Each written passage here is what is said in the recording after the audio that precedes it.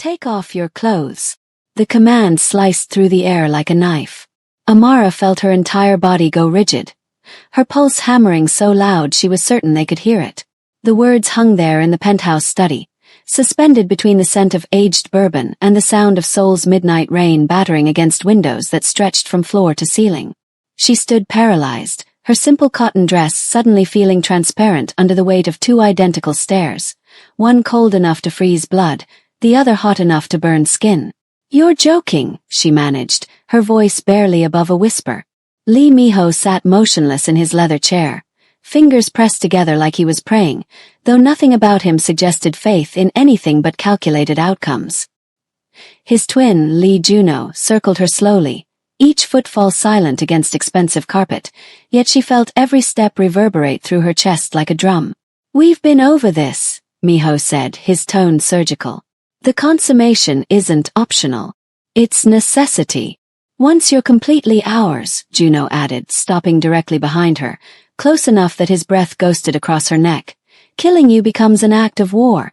Even he wouldn't dare. The faceless enemy. The man who wanted her dead. The ghost who sent killers in the dark and moved through Seoul's criminal underworld like smoke. You're talking about..."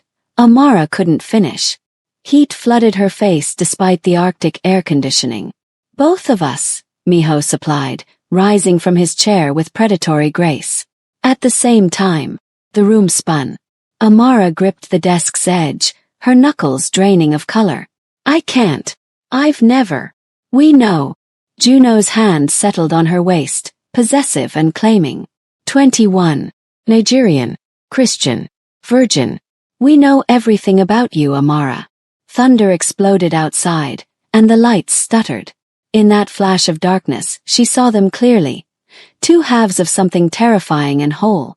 Miho, the architect who thought in chess moves and probability matrices. Juno, the weapon who spoke in violence and certainty. And her, caught between them like a butterfly pinned to display. "This isn't," her voice fractured. "This isn't what I wanted. Any of this."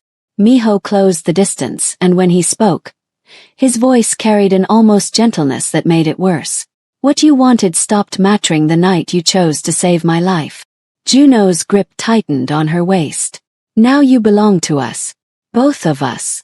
And we protect what's ours," they said together, their voices braiding into something that sounded like a vow and a threat. Amara squeezed her eyes shut, tears burning behind her lids. One question screamed through her mind. How did helping a bleeding stranger in an alley lead to this?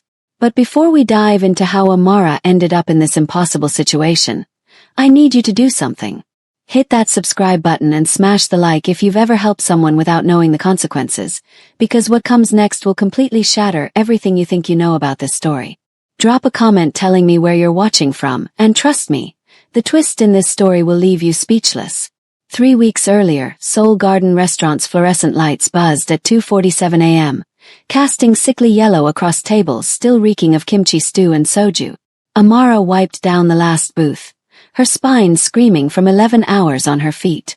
"Juide," she muttered in broken Korean, correcting her Igbo. Almost done. Her reflection in the rain-streaked window showed what 2 years in Seoul had carved from her. 10 kilos lighter, shadows under her eyes deep enough to hold secrets. At 21, she looked simultaneously younger and older. Young in her full cheeks and bright eyes, old in the way her shoulders curved inward, protecting a heart that had learned to expect betrayal. The kitchen timer shrieked. Mr. Park, her manager, grunted from his back office, her signal to leave. Amara grabbed her backpack stuffed with nursing textbooks she was too exhausted to open and pushed through the back door into Seoul's relentless night. The walk to her shared room took 40 minutes through streets that pulsed with neon and noise, beautiful in the way sharp things are beautiful. Seoul didn't care about struggling immigrant girls navigating its veins. Amara kept her head down, practiced at invisibility.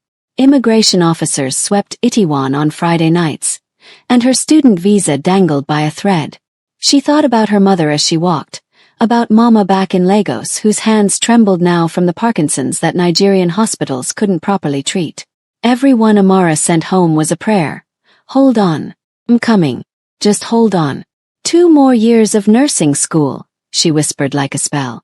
Then I can bring her here. 2 more years. The shoebox apartment she shared with 3 other Nigerian girls was dark when she arrived.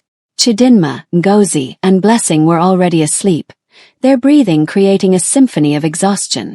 Amara changed silently, ate cold jollof rice straight from the container, and collapsed onto her floor mat. Sleep came in fragments.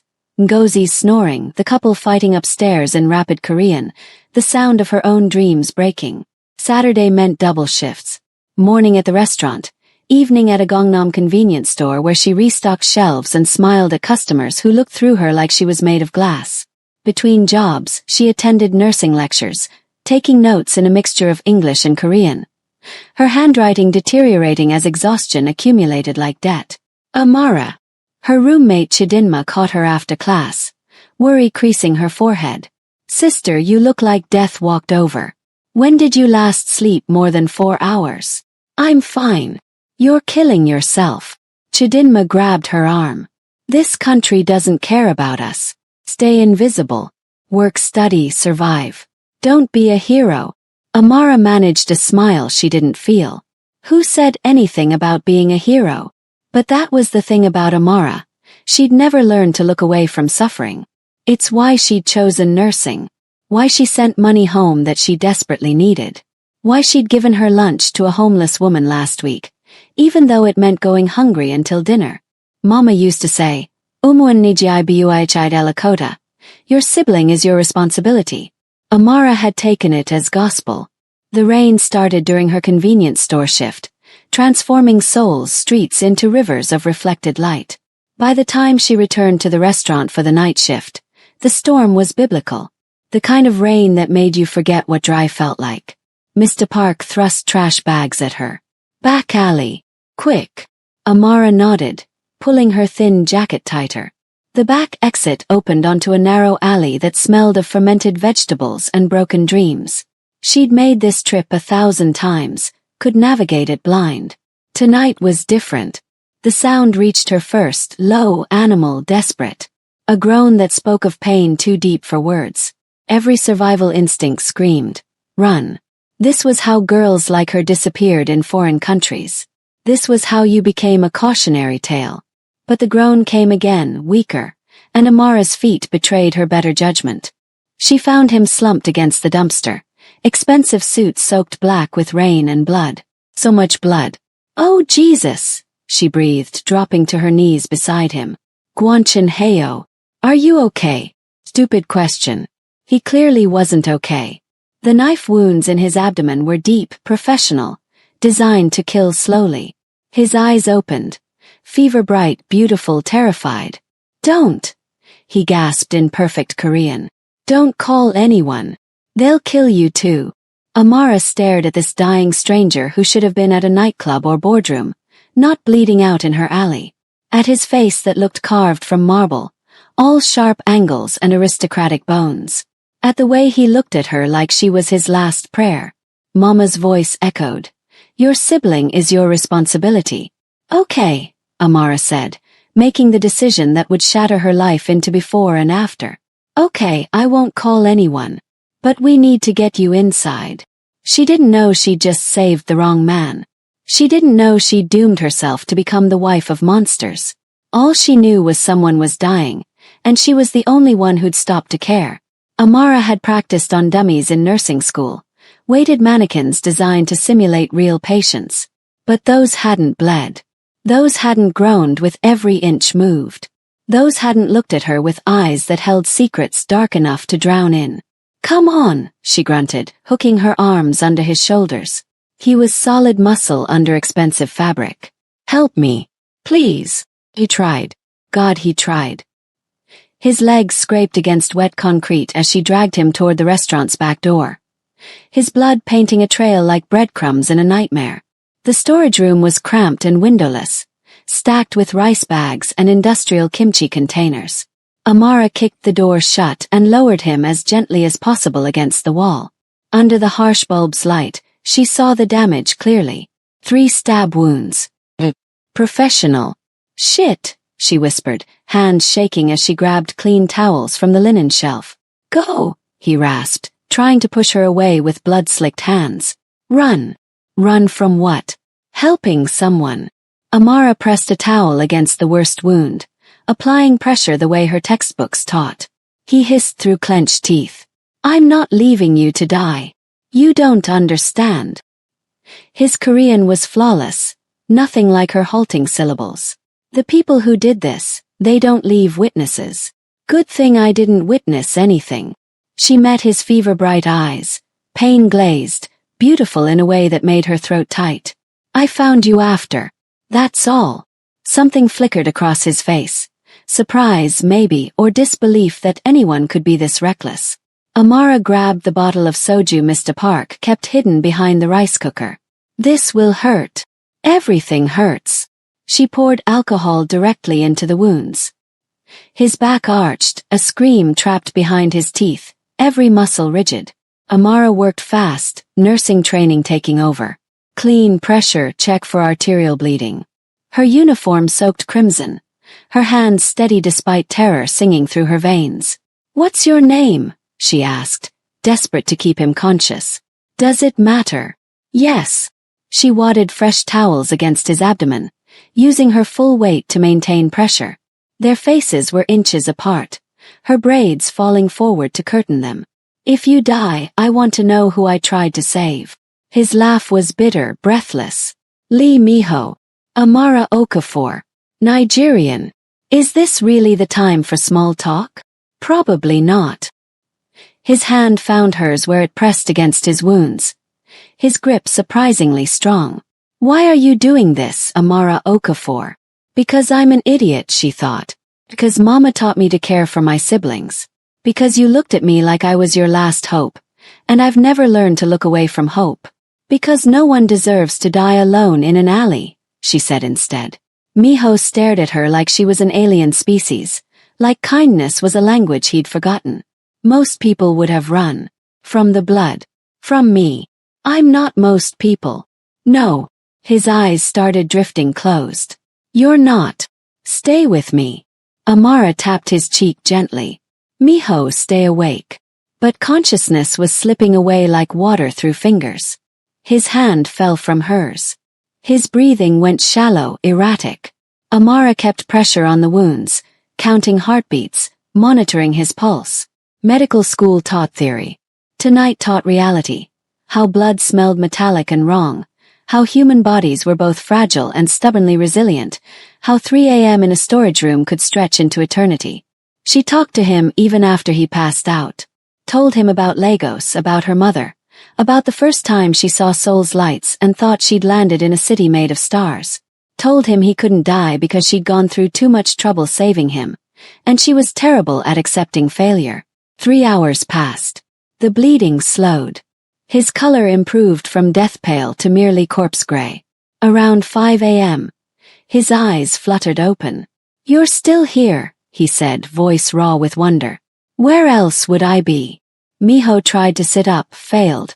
Settled for studying her face like he was memorizing evidence. You shouldn't have stayed. Probably not. They saw you. The men who did this. They saw you in the alley. Amara's blood froze. There was someone running past when I came outside. I didn't. You saw his face. Maybe. I don't know. It was dark, raining. Miho closed his eyes, something like resignation settling over his features. Then we're both dead. Before Amara could ask what he meant, he'd passed out again. She stayed until dawn, until Mr. Park's keys rattled in the front lock. Then she cleaned frantically, scrubbing blood from concrete with bleach and prayers. When she returned an hour later, Miho was gone. Nothing remained except stains she'd tell Mr. Park were from spoiled meat, and a business card tucked under the rice bags where only she would find it. No name. Just a phone number and 2 words in English. Stay safe. Amara threw the card away and tried to forget. For exactly 19 hours she succeeded. Saturday evening. Dinner rush beginning. Then they walked in. 2 men. Identical. Beautiful and terrifying in the way apex predators are beautiful. All sharp lines and controlled grace. Expensive suits that probably cost more than her yearly tuition. One wore all black, the other charcoal gray. The restaurant went silent. Amara's tray slipped from nerveless fingers, sending banchan dishes clattering across tile. Because she recognized the one in gray. Those fever-bright eyes that had looked at her like she was salvation. That face she'd held between her bloody hands. Oh. His twin, it had to be his twin, surveyed the room with cold precision before his gaze landed on her. "This is the girl," Miho said quietly with certainty. "She saved my life." The twin's smile was a razor blade. Then she signed her death warrant. Amara ran through the kitchen toward the back exit, her breath coming in panicked gasps. She made it 3 steps into the alley before iron hands caught her waist. "Don't fight," the twin murmured against her ear, almost gentle. "It'll only make this harder." A black sedan materialized from nowhere.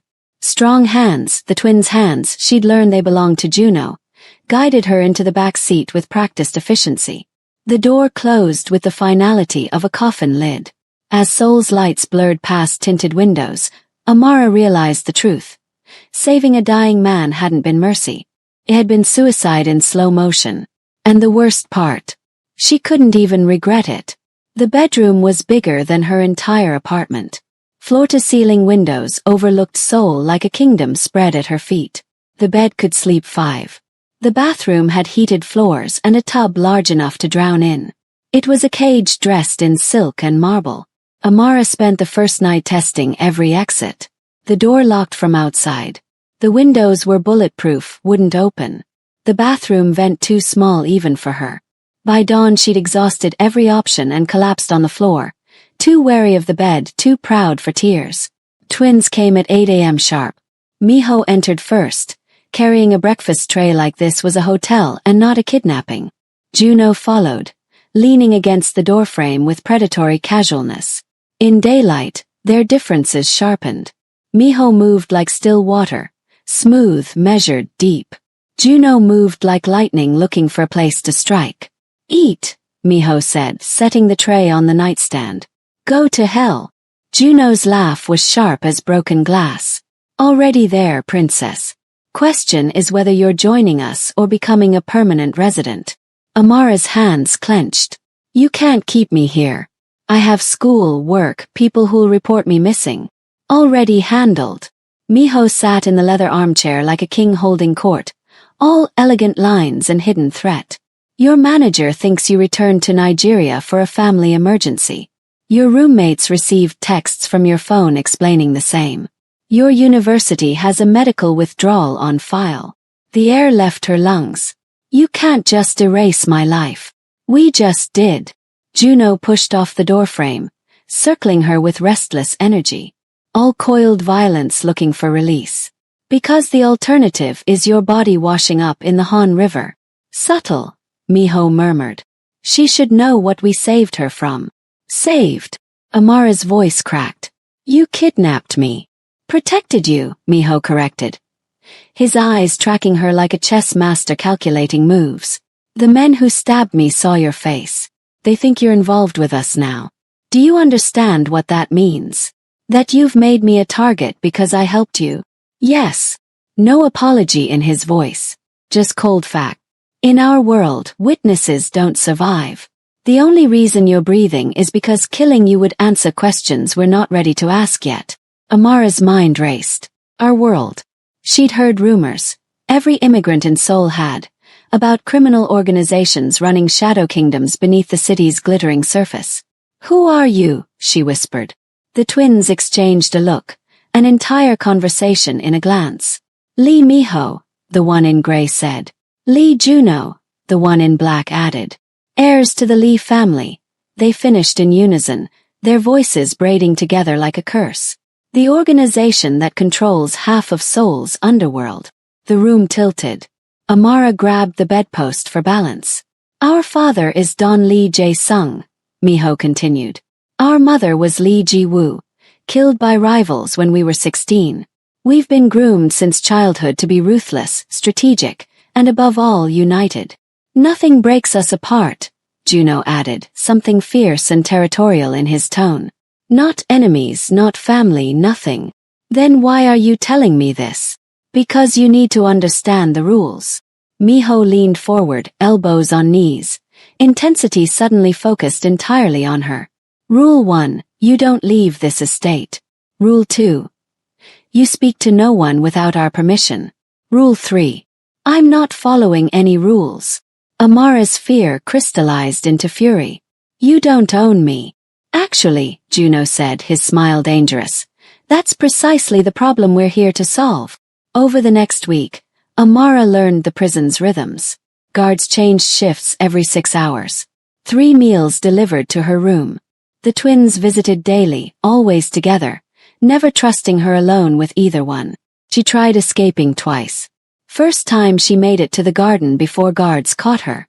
Second time she triggered silent alarms before reaching the front gate. Both times Juno carried her back. Not roughly, but with the efficiency of someone handling a stubborn cat.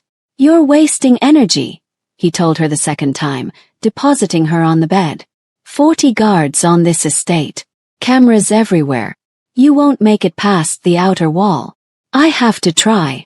Something flickered in his eyes. Respect, maybe, or irritation. Why? We're not hurting you. You're taking my life. We're keeping you alive. His control cracked, voice rising. Do you think this is fun for us? Babysitting a stubborn girl who doesn't understand she's already dead if we let her go. Juno. Miho appeared in the doorway. Quiet voice cutting through tension like a knife. That's enough. The younger twin left without another word. All barely contained violence. Miho entered slowly, hands visible. A gesture of peace she didn't trust. He's not wrong, even if he's tactless. The men hunting us are ruthless. They'll use you to draw us out, torture you for information, kill you to send a message. This isn't cruelty, Amara. It's mercy. Some mercy. He almost smiled. I brought you something. Korean textbooks, medical journals, her laptop from her apartment. How he'd gotten it, she didn't want to know.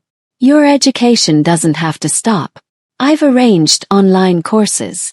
Amara stared at the books, something tight unwinding in her chest. Why? Because you saved my life when you could have walked away.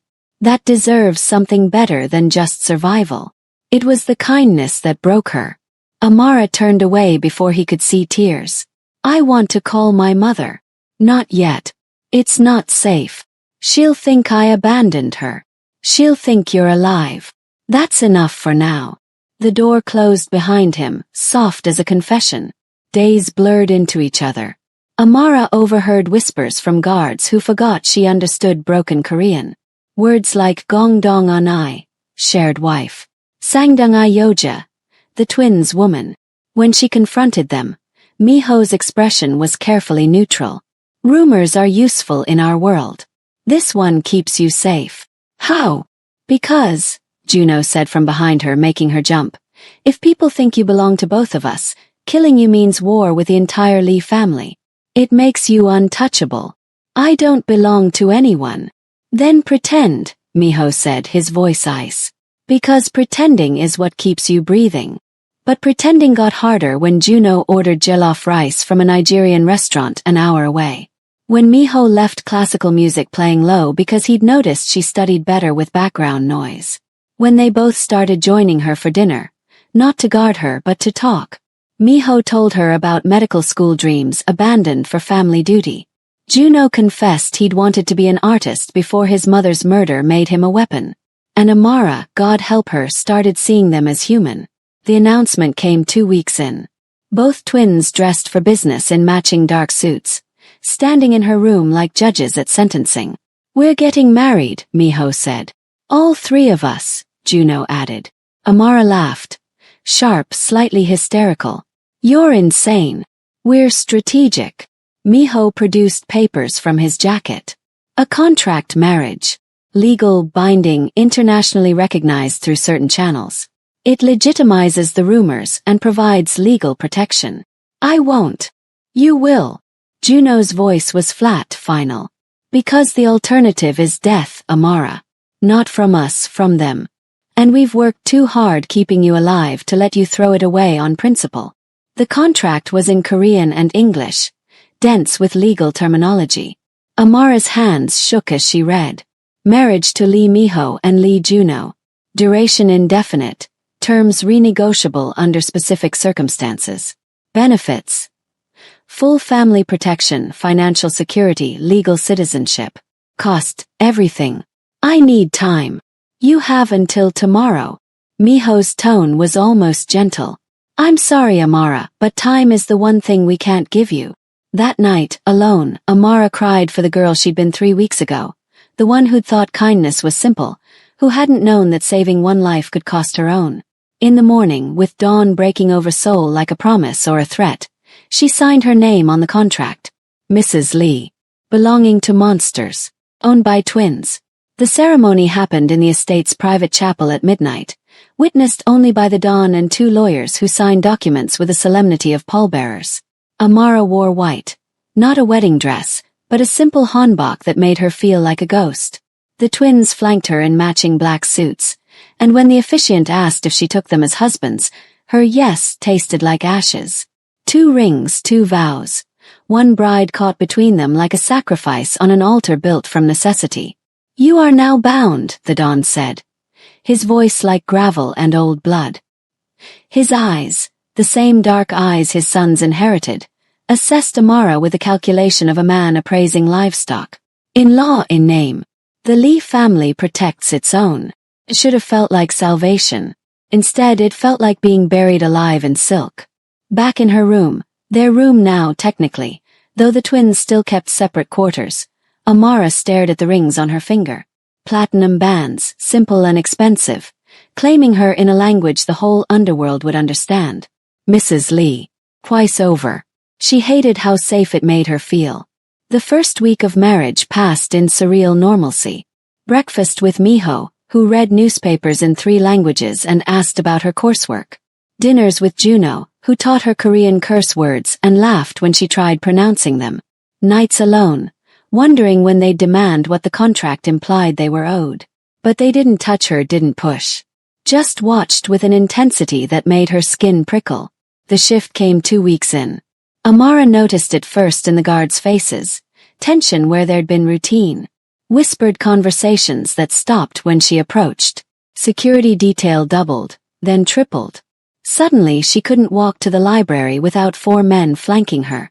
Miho started taking calls at odd hours, voice low and urgent behind closed doors.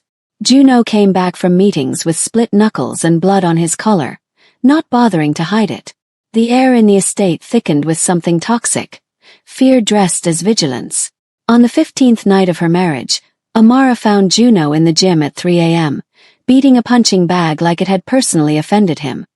His knuckles were raw, bleeding through inadequate tape. Sweat plastered his hair to his forehead, and his eyes looked hunted. You're going to break your hands, she said from the doorway. He didn't stop. Not the worst thing I could break. Amara crossed the gym, grabbed his wrist mid-swing. What's going on? And don't tell me nothing. I'm not stupid.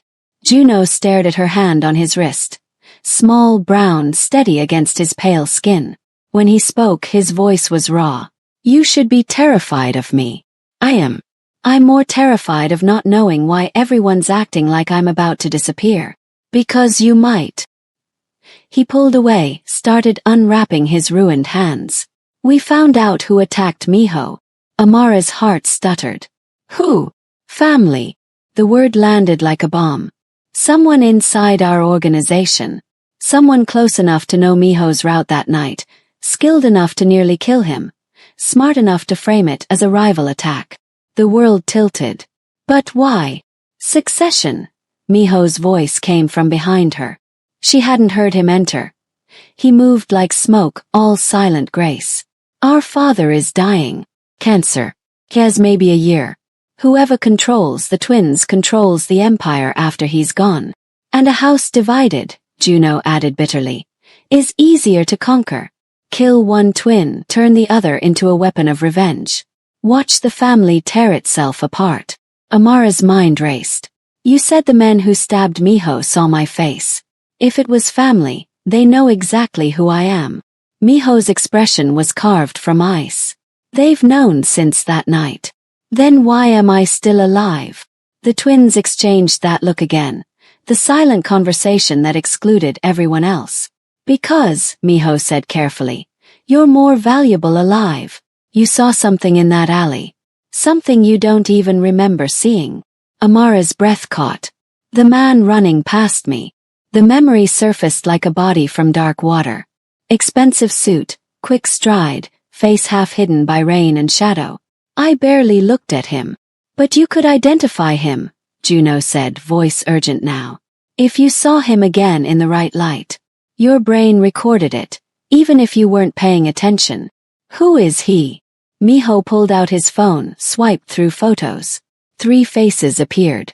Uncle Hyunwoo, our father's advisor since before we were born. Min-jae, our cousin, ambitious, resentful. Or Sang-woo, our stepmother's brother.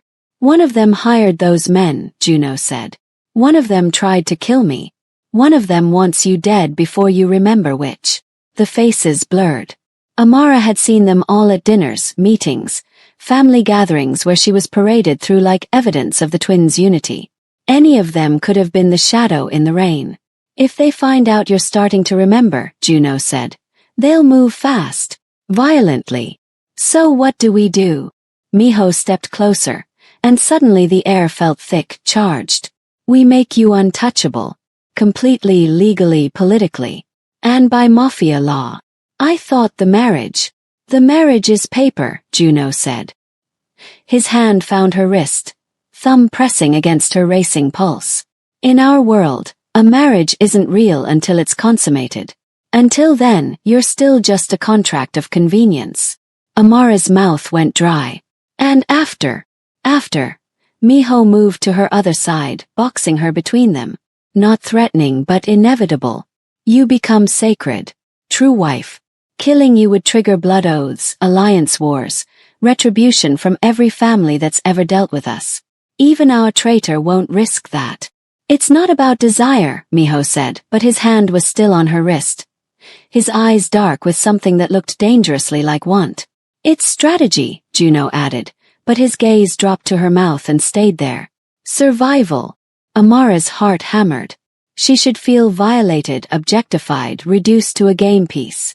Instead, she felt seen, protected, claimed in a way that made her skin flush and her breath quicken despite every rational thought screaming this was wrong. When? The word escaped before courage failed. Juno's smile was sharp as broken glass. Tonight. And Amara realized with terrible clarity. The monsters weren't just protecting her anymore.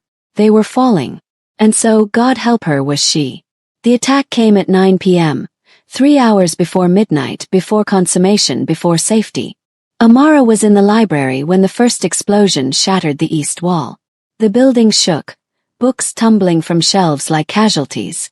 Emergency lights flooded red, and somewhere an alarm shrieked like a dying animal. Miho materialized in the doorway, gun drawn, face transformed into something cold and lethal. With me. Now. Ran. Through corridors suddenly filled with smoke and shouting, past guards taking positions, downstairs she didn't know existed. Miho's hand was iron around her wrist, dragging her forward when her legs couldn't keep pace with terror. The panic room was hidden behind a false wall in the wine cellar. Steel reinforced, soundproof, stocked for a siege. Miho shoved her inside, followed, sealed the door with a code only the family knew. Silence fell like a curtain. Outside muffled chaos. Inside just their ragged breathing and the drumbeat of adrenaline. Juno, Amara started. Leading the defense. He's better at that than I am. Miho checked his gun with practiced efficiency, then locked eyes with her. You stay here no matter what you hear. Understand? What if they get through? His smile was terrible. They won't. But Amara saw the lie in the tension of his shoulders, the white-knuckle grip on his weapon. For the first time since she'd met him, Lee Miho looked afraid. You never wanted this, she said suddenly. Any of it. The violence, the empire. He froze. What? You wanted to be a doctor. Juno told me. Before your mother died, before you became this. Something cracked in his expression. That boy died with her. Did he? Her hand found his chest, feeling his heart race beneath expensive fabric. Or did he just learn to hide? Miho stared at her like she'd performed magic. Slowly, he holstered the gun and lifted his shirt, revealing the scar she'd made. Crude stitching, puckered flesh, a life saved by desperate hands. "You gave me something no one in this world ever has," he whispered. "A choice to live. Not because I was valuable or strategic or necessary, but because you couldn't let someone die. That's simple." Amara's throat tightened. "I couldn't watch you bleed. I've been bleeding my whole life. You were the first person who bothered to stop it." The distance between them evaporated. His hand cupped her face, thumb tracing her cheekbone with devastating gentleness. Amara's breath hitched as he leaned down, close enough that she could count his eyelashes, see gold flecks in dark irises. The explosion threw them apart. Closer, louder. The panic room's lights flickered. The door unsealed with a pneumatic hiss. Juno stood in the opening, backlit by emergency red, covered in blood that might or might not be his. His eyes found Amara, scanned her for damage, then cut to his brother with accusation sharp as knives. 3 guards dead. Attackers scattered. They left a message. Miho's face went glacial. "Show me." They emerged into chaos. Smoke, blood, shattered glass. Guards moved with military precision, securing perimeter, tending wounded.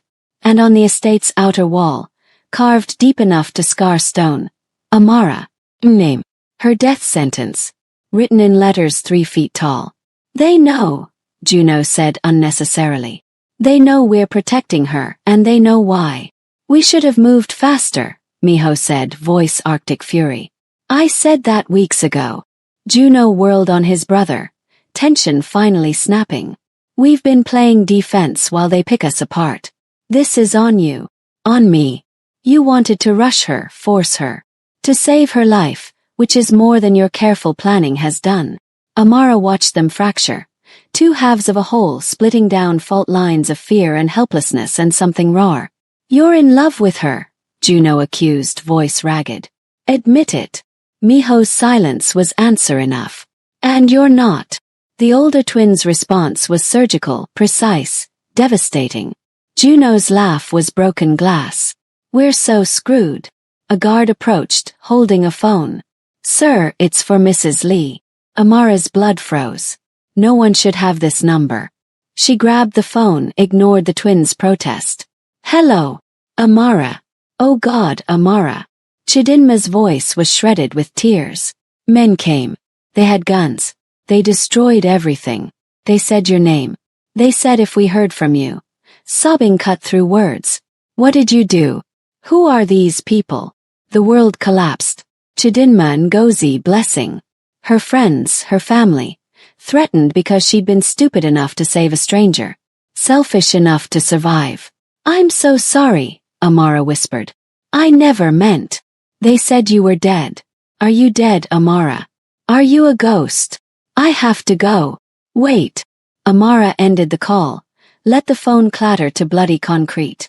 Everyone she touched turned to ash. Every kindness became a weapon. She was a curse in human form. And the only way to break it was to remove herself from the equation. Ran. Stupid, desperate, inevitable. Made it to the front gate before Juno caught her, grabbed her waist, spun her around with barely contained violence. "Are you insane? They're out there waiting. Then let them have me." Amara beat her fists against his chest, useless as rain against stone. "My friends are being hunted because of me. Your guards are dying because of me. Everyone I touch gets hurt. And I can't.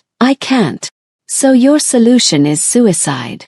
Juno shook her, face twisted with fury and anguish. "You think dying will fix this?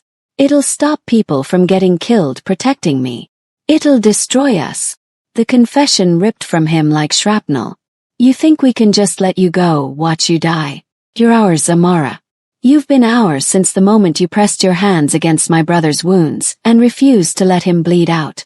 You don't get to take that back." Amara collapsed against him, sobs tearing through her chest. Juno caught her, held her, and for the first time since she'd met him, his hands were gentle. "I'm so tired," she whispered. "I know." He lifted her bridal style, protective, possessive. But you don't get to give up. Not while we're still breathing. Over his shoulder, Amara saw Miho watching them with an expression that shattered her. Hope and heartbreak and devotion so fierce it burned. She'd wanted to be a hero. Instead, she'd become the thing monsters fought to keep. And somehow, impossibly, that felt like being loved. They brought her to the study, the same room where this nightmare had begun. Rain still fell against those massive windows.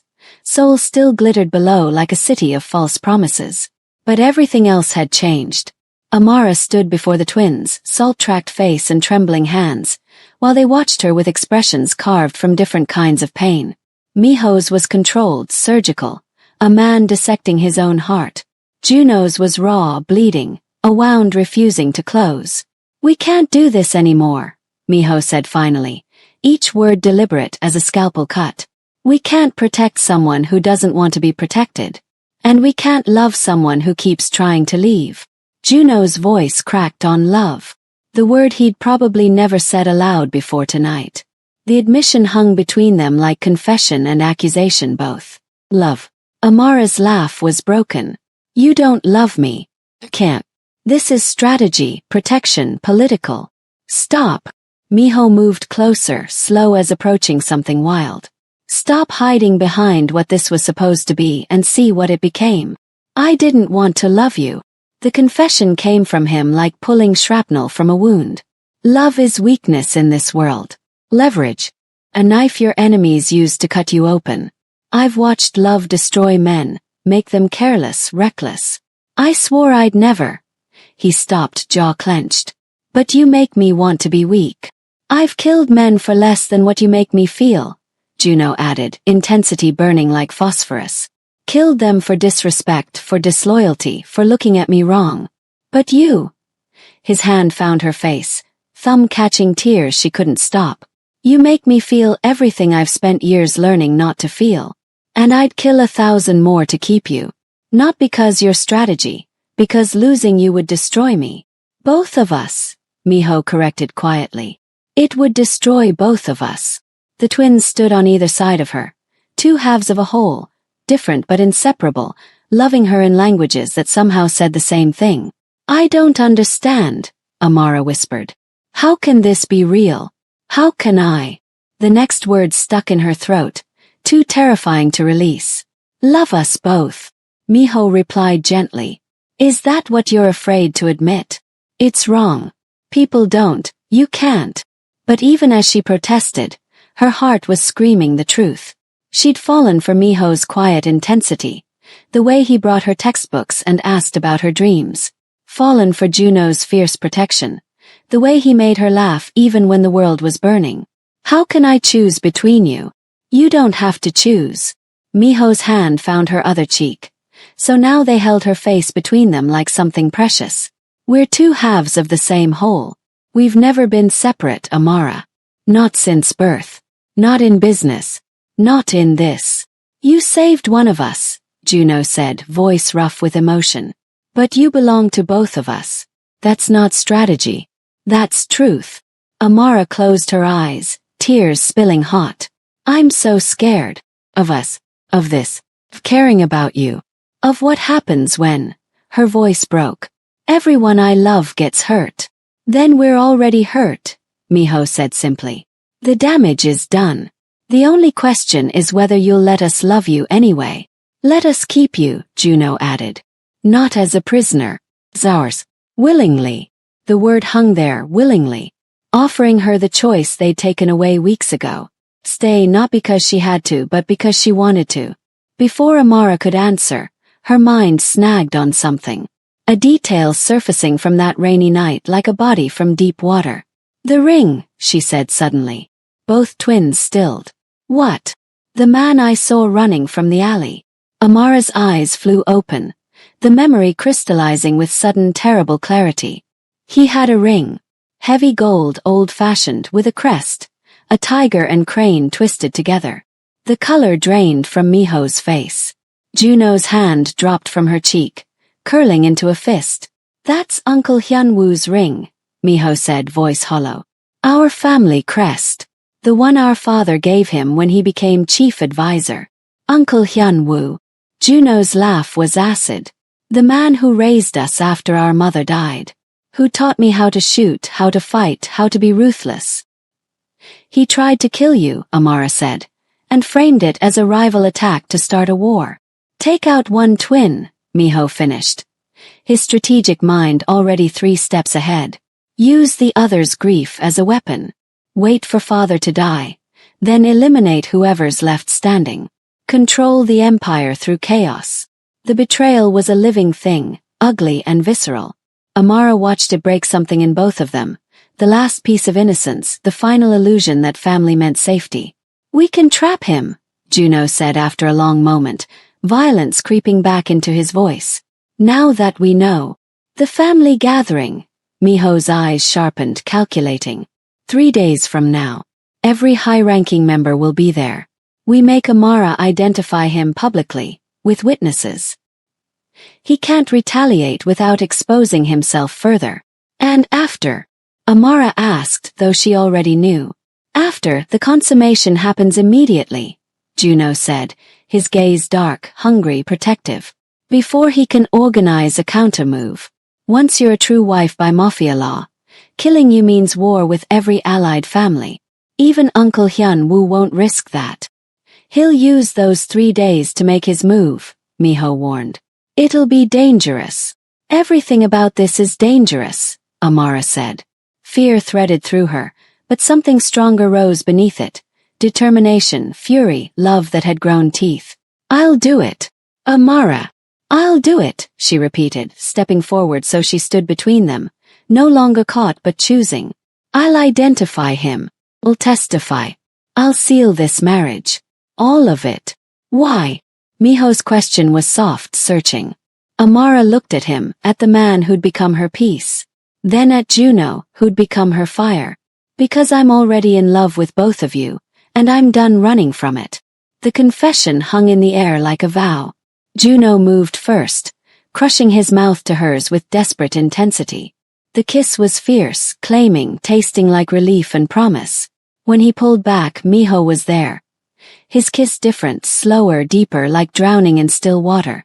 When they broke apart, all 3 were breathing hard. We'll keep you safe, Miho promised, forehead pressed to hers. Always, Juno added. His hand finding hers, threading their fingers together. And Amara, who'd spent her whole life saving others, finally let herself be saved. The gathering was pageantry disguised as family dinner. 60 people in formal dress, seated at tables laden with enough food to feed a village. Crystal chandeliers cast diamond light across faces that smiled while calculating advantage. This was power concentrated, dangerous, beautiful as a blade. Amara entered on the twins' arms, and the room's breath stopped. She wore a hanbok the color of deep burgundy, embroidered with gold cranes that caught light with every movement. Her hair was styled traditional, adorned with jade pins worth more than her entire education. She looked like what she was, a queen walking into battle. The whispers started immediately.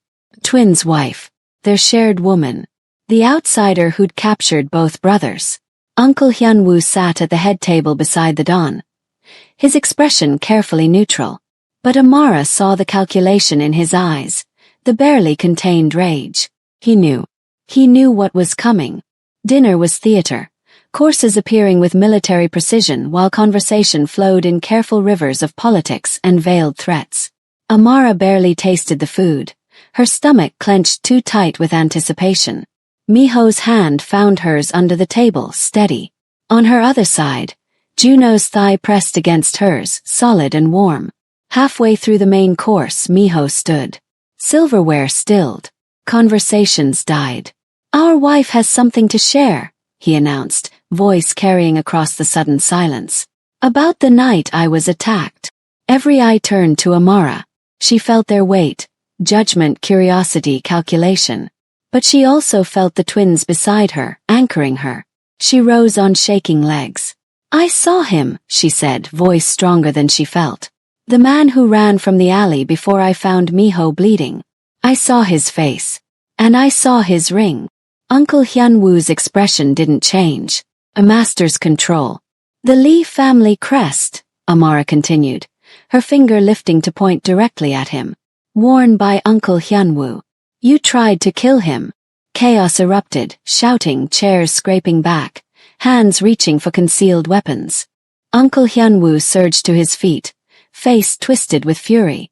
Lies. An outsider trying to divide this family. She's manipulating my nephews, turning them against their own blood. Is she?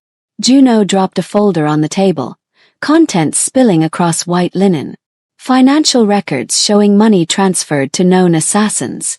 Communication logs between you and rival families. Security footage of you meeting with the men who attacked my brother.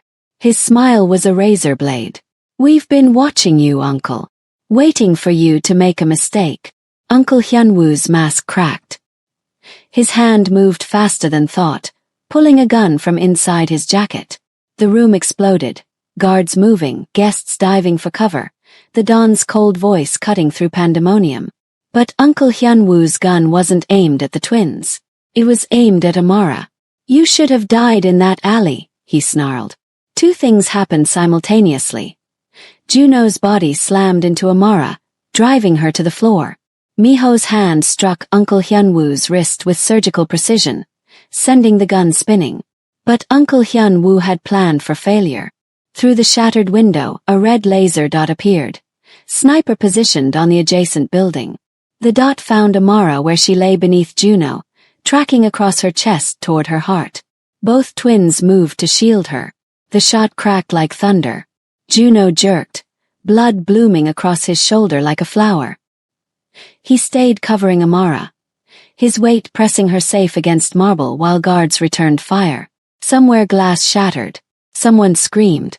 The sniper's second shot never came. When the chaos settled, Uncle Hyunwoo was pinned by 6 guards. The Don stood over him with an expression carved from permafrost. You've betrayed everything, the old man said quietly. Your honor, your family, your life. Uncle Hyunwoo spat blood. This empire should have been mine. I've served you for 30 years while your sons play at being kings. The Don's gun appeared with geriatric speed. You'll receive Mafia justice tonight. They dragged Uncle Hyunwoo away, his screams fading into the estate's dark heart. Amara crawled from beneath Juno, her hands finding his face. You're bleeding. Oh God, I'm fine. His smile was pain-edged but real. Takes more than one bullet to kill me. You took it for me. Tears blurred her vision. I'd take 100, he said simply.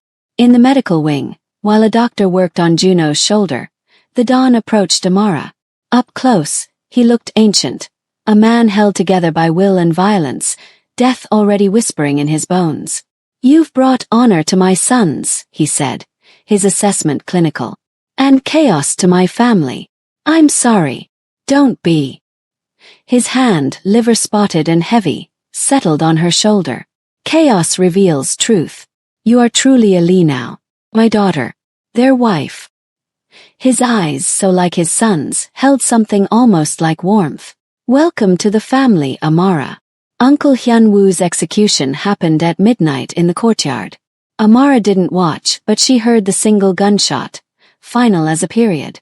Later, in the twins' private quarters, Amara tended Juno's bandaged shoulder while Miho watched from the doorway. The room was quiet except for breathing. The danger finally passed, leaving only truth in its wake. You took a bullet for me, Amara whispered again, still unable to process it. Juno's good hand caught her wrist, pulled her closer until she was pressed against his uninjured side. I'd take 100,000, until my body was more holes than flesh. Because losing you isn't an option. Miho crossed the room, his presence completing their triangle. It's done. The threat is gone. You're safe now. We're safe, Amara corrected. All of us.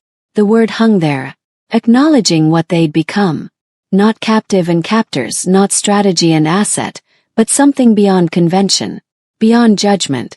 Love that existed outside normal boundaries. Fierce and true. What followed was inevitable, sacred. Miho's kiss was slow exploration, tasting like promise. Juno's was fire and possession. his good hand tangling in her hair. Together they undressed her like unwrapping something precious. Reverent, careful, devastatingly thorough. The consummation wasn't explicit. It was poetry. Hands learning new languages. Breath shared between three mouths. The way they moved together, not competing but completing. Two halves of a whole worshipping the piece that made them more than the sum of parts. Gentle. Overwhelming. Sacred. When it was done, Amara lay between them, all three breathing hard, foreheads touching in silent vow. Miho's hand covered her heart.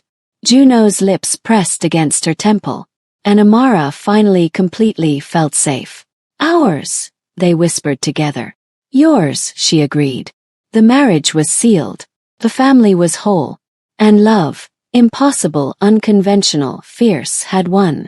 3 months later, Seoul University's nursing building looked different with 4 bodyguards trailing behind her.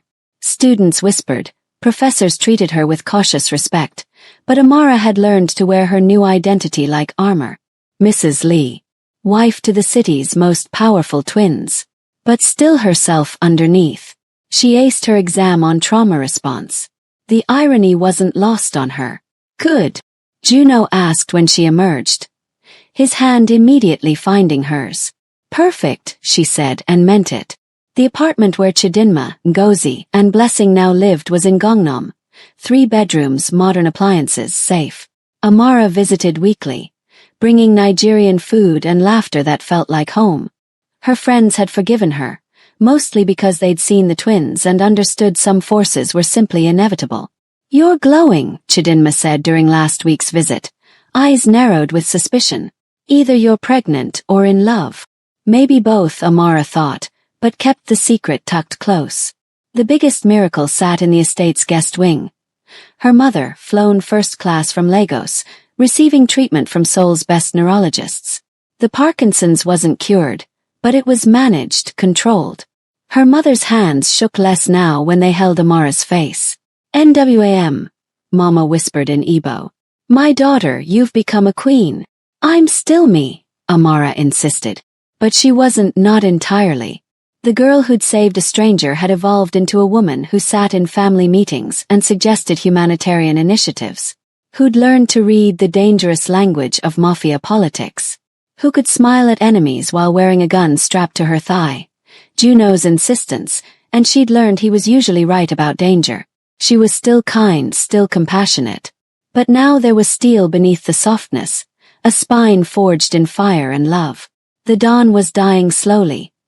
His empire passing piece by piece to his sons. Amara had become their balance, the humanitarian voice in a world of violence, reminding them that power could heal as well as harm. Miho wrote her poetry in Korean that she painstakingly translated, verses about blood and redemption, darkness finding light. He was her peace, her steady ground, the one who held her when nightmares came. Juno taught her Krav Maga in the estate gym, refusing to let her be helpless ever again. He was her fire, her fierce protector, the one who made her laugh until her ribs ached. Together they were her whole world. Different loves, same depth. Her heart had learned to hold them both without breaking. At sunset, Amara stood on the balcony overlooking Seoul's glittering expanse. Miho's arms circled her waist from behind, his chin resting on her shoulder. Juno's hand found hers, threading their fingers together with casual possession. This was home. Not the estate, not the city. This, the space between 2 heartbeats, sheltered by the men who'd claimed her, saved her, loved her beyond reason. I saved a dying man in an alley, she thought, watching the sun paint the sky in shades of ending and beginning. And somehow, he and his brother saved me right back. What are you thinking? Miho murmured against her ear. Amara's free hand drifted to her stomach where a secret was growing. New life, new hope, the future they'd fought for taking root. She smiled, leaning back into Miho's warmth while squeezing Juno's hand. That maybe some rules are meant to be broken. Their laughter wrapped around her like a promise. And for the first time since that rainy night, Amara knew exactly where she belonged. So we've reached the end of another incredible journey. If you enjoyed this story, make sure you hit that like button and subscribe to the channel. Drop a comment below. Are you Team Miho, Team Juno, Or are you brave enough to admit you'd choose both? And here's the real question. Should Amara have twin boys or a girl? Let me know what you think. I'll see you in the next one.